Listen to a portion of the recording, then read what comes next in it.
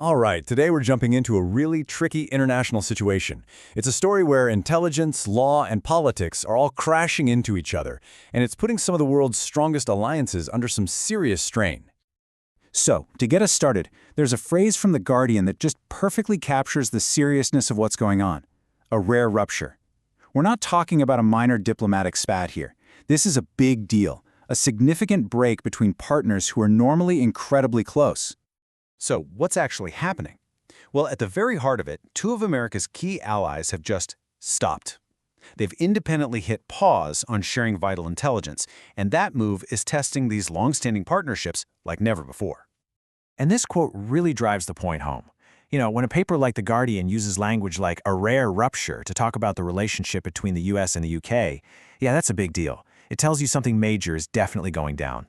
So here's the bottom line. Both the United Kingdom and Colombia have decided to pump the brakes on a really critical security partnership. They're no longer feeding the U.S. information that's used to go after suspected drug smugglers. And the big question is, why? Why now? And that why brings us right to the heart of the matter. To understand this, we've got to look at the specific U.S. actions that set this whole thing off.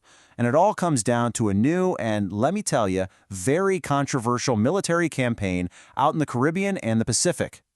So, starting back in September, the Trump administration gave the green light to a much more aggressive strategy. We're not just talking about seizing boats and making arrests anymore.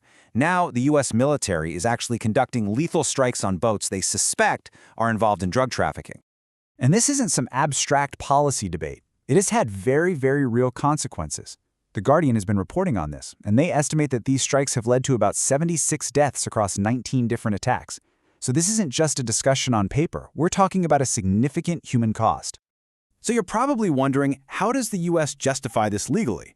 Well, the administration's official line is a pretty major reframing of the whole conflict. They argued that these drug smugglers aren't just criminals. No, they are combatants in an armed conflict with the United States. And if they're combatants, well, in the administration's view, that makes them legal targets. And that right there is the core issue. This is the single question that has caused this massive diplomatic rift. Can you just relabel people as combatants and have it hold up under international law? Allies, international legal experts, and even some U.S. lawmakers are raising some serious red flags about that. Okay, so we've got these two countries, right? The United Kingdom and Colombia. They're very different places with very different relationships with the United States. So how in the world did they both end up making the exact same decision to cut off intelligence? It's really interesting because they both took firm action, but in pretty different ways. The UK did it more quietly, just stopping the flow of info from its overseas territories because they were worried about being legally complicit in all this. Colombia, on the other hand, President Gustavo Petro went very public. He put it right out there on social media, ordering a complete freeze on this kind of cooperation. Now, whenever you have a situation this charged, you're gonna get competing stories, right? And that's exactly what's happening here. Two very different narratives are popping up to explain why these countries are doing this. Is it a principled stand for the rule of law, or is it just politics? And this slide lays out that divide perfectly. On one side, you've got the view, which you'll see in places like The Guardian, that this is all about international law. The UK and others are worried these strikes amount to extrajudicial killings, and they want absolutely no part of it. But then you have the other side. You'll see this in outlets like the Gateway Pundit. Their take: this is a political move by failing leftist leaders who are trying to undermine a critical U.S. security mission. And this quote from the Gateway Pundit just sums up that whole political pushback argument in a nutshell. From this perspective, it's not about law, it's not about morality, it's about so-called false allies showing their true colors. It frames this as a moment of pure political betrayal.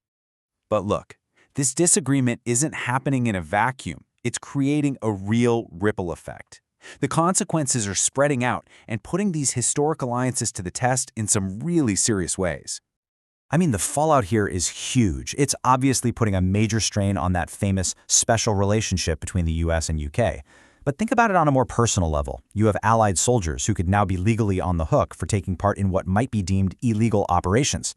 And get this, there is literally a Royal Navy officer serving on the USS Winston Churchill, which is part of the very strike group involved in this campaign. Can you even imagine the position that puts them in? And this isn't just speculation. People at the highest levels are sounding the alarm. Congressman Joaquin Castro puts it plainly. The risk isn't just to international relations, but to the individual service members, both American and allied, who could face personal legal jeopardy just for following orders. So, ultimately, this whole thing boils down to a really profound question. When allies can't even agree on the fundamental rules of life and death, what's left holding that alliance together? What is the glue?